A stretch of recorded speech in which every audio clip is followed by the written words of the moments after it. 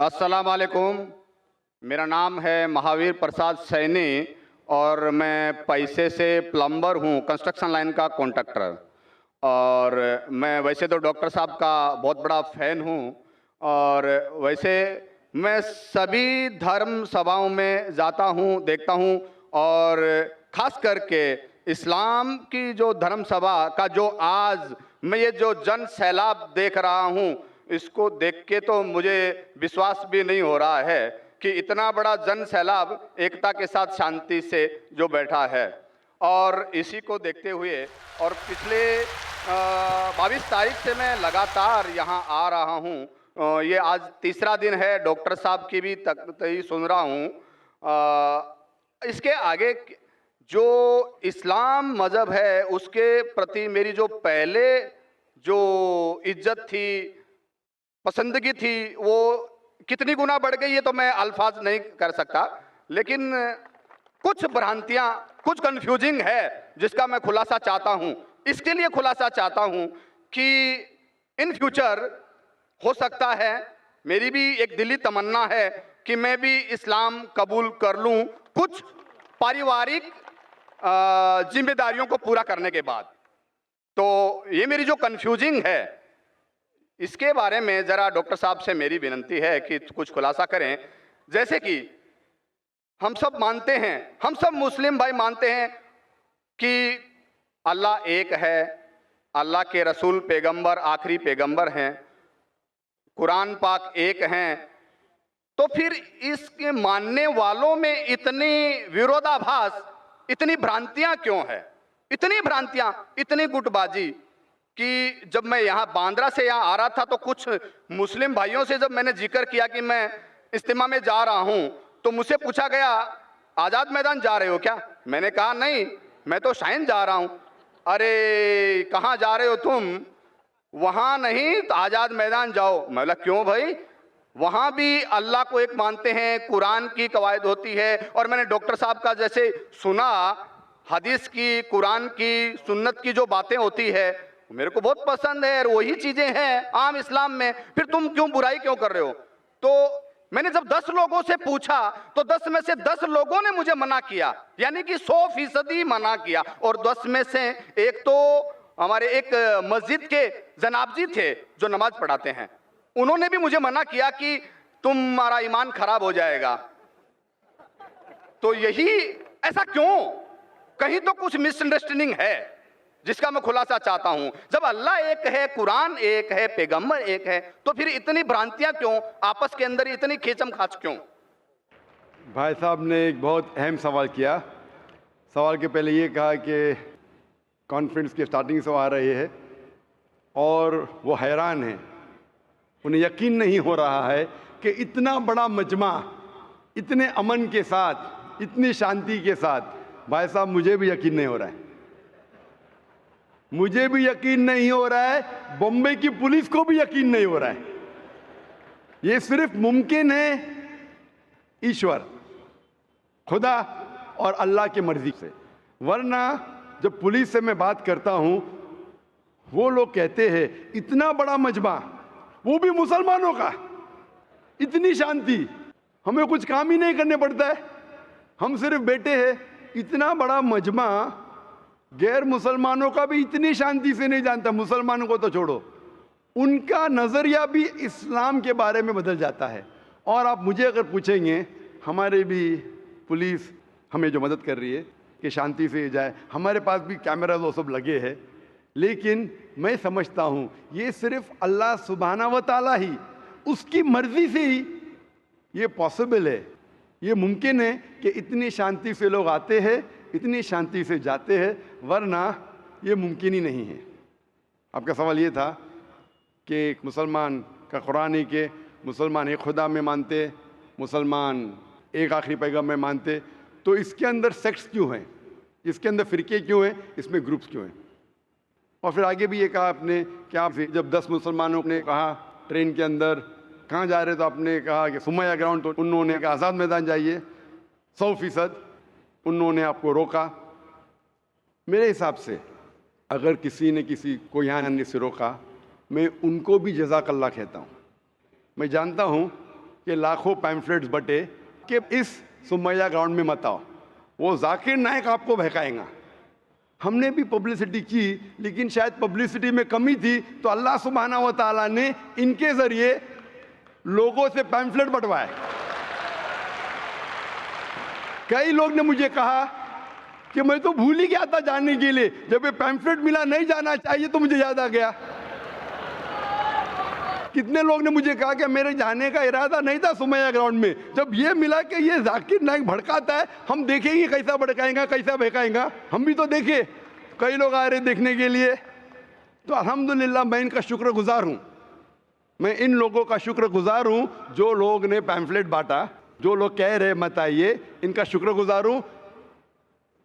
میں ہمیشہ مانتا ہوں اللہ سبحانہ و تعالیٰ میں، قرآن میں اللہ تعالیٰ کہتے ہیں سورہ عمران میں سورہ نمبر 3 آیت نمبر 54 میں، مکروا مکر اللہ واللہ خیر الماکرین۔ انہوں نے پلاٹ کیا، پلان کیا، اللہ سبحانہ و تعالیٰ نے بھی پلاننگ کی، سب سے بہترین ہے اللہ سبحانہ و تعالیٰ۔ شاید ہمارے پبلسٹی میں کمی رہ گئی تھی تو اللہ سبحانہ و تعالیٰ نے اور پلاننگ کیا، اور مجھے ان سے کوئی گلا شکوہ نہیں ہے، مجھے کوئی گلا شکوہ نہیں ہے۔ میں ان کو جزاک اللہ کہتا ہوں، اور میں اللہ سبحانہ و تعالیٰ درخواست کرتا ہوں کہ مجھے اور ان کو ہدایت دے۔ آپ کا جو مین سوال تھا کہ جب مسلمانوں کا قرآن ایک، مسلمانوں کا جو اللہ ہے، خدا ہے، ایشور ہے ایک، پیغمبر ایک، تو فرقے کیوں گروپزم؟ اس کا جواب ہے قرآن مجید میں سورہ ال عمران سورہ نمبر 3 آیت نمبر 103 میں، وَاعْتَصِمُوا بِحَبْلِ اللَّهِ جَمِيعًا وَلَا تَفَرَّقُوا۔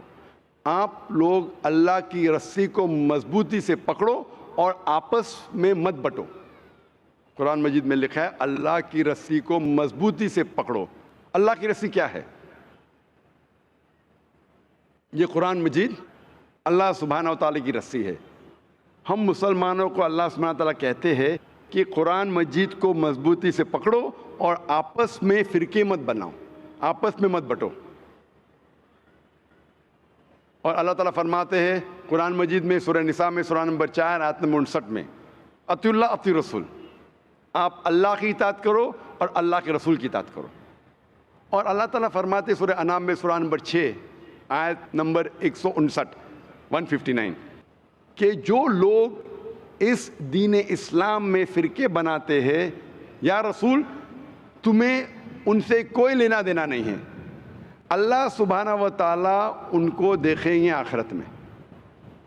مطلب جو کوئی اسلام میں فرقے بناتا ہے اسے اللہ کے رسول سے کوئی لینا دینا نہیں، یعنی فرقے بنانا حرام ہے۔ افسوس کی بات ہے، ہم جب مسلمانوں سے پوچھتے ہیں کہ آپ کون ہیں دین کے بارے میں، تو اکثر مسلمان کہتے ہیں ہم یہ ہے، ہم وہ ہے، ہم فلانا ہے، ہم ڈمکا ہے۔ اللہ کے رسول کیا تھے؟ یہ تھے، وہ تھے، کیا تھے؟ قرآن مجید میں لکھا ہے سورہ ال عمران میں سورہ نمبر 3 آیت نمبر 52 میں، عیسیٰ علیہ السلام مسلم تھے۔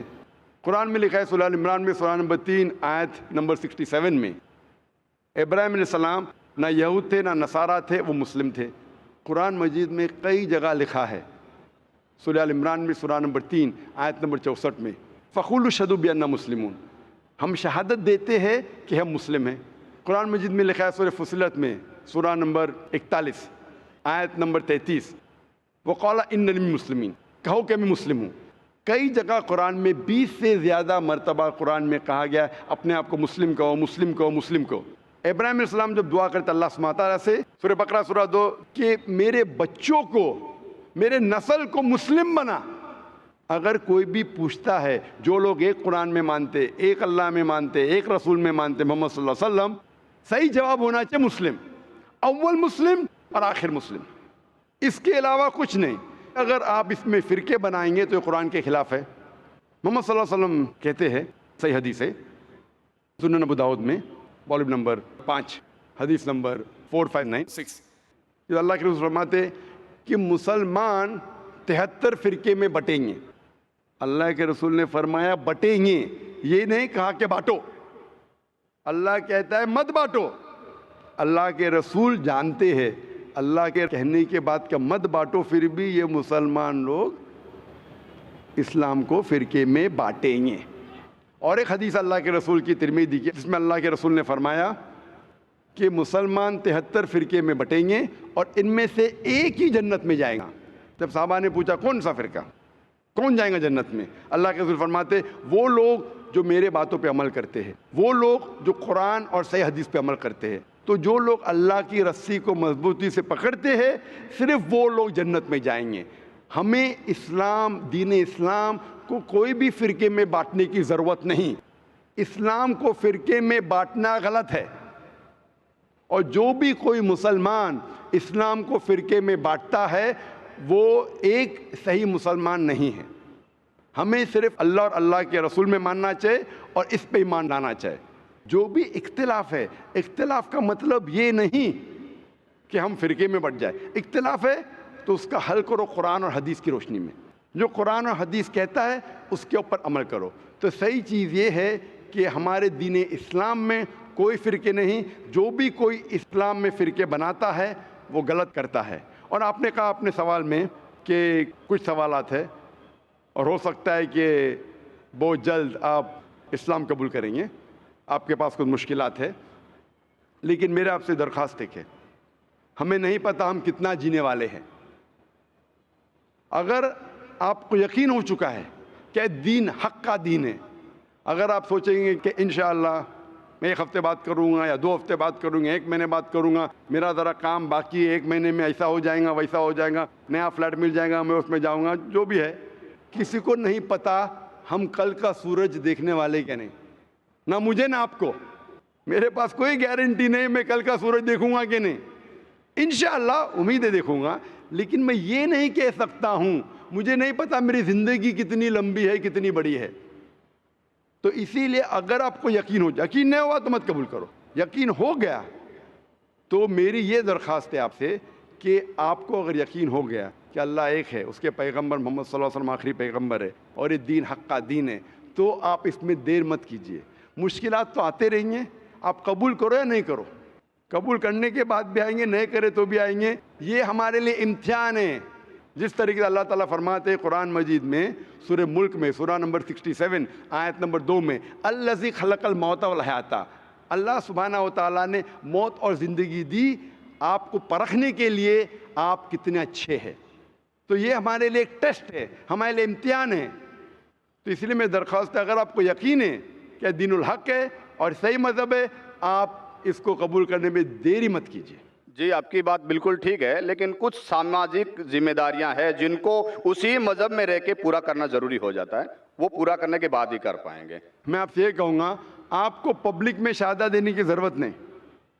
اسلام قبول کرنے کے لیے پبلک میں شہادہ دینے کی شرط ہی نہیں ہے، آپ کو کسی کو بولنے کی بھی ضرورت نہیں ہے، یہ آپ اور آپ کے خدا کے درمیان ہے، آپ اور اللہ کے درمیان ہے۔ میں آپ سے یہ التجا کروں گا، آپ سے یہ درخواست کروں گا، ریکویسٹ کروں گا، اگر یقین ہے دل میں قبول کرو، لوگ کو بولنے کی ضرورت ہی نہیں، مائک پہ شہادہ دینے کی ضرورت ہی نہیں، ذاکر کو بولنے کی بھی ضرورت نہیں، ذاکر کو بولنے کا شرط نہیں ہے اسلام میں داخل ہونے کے لیے، اللہ اور آپ کے درمیان ہے۔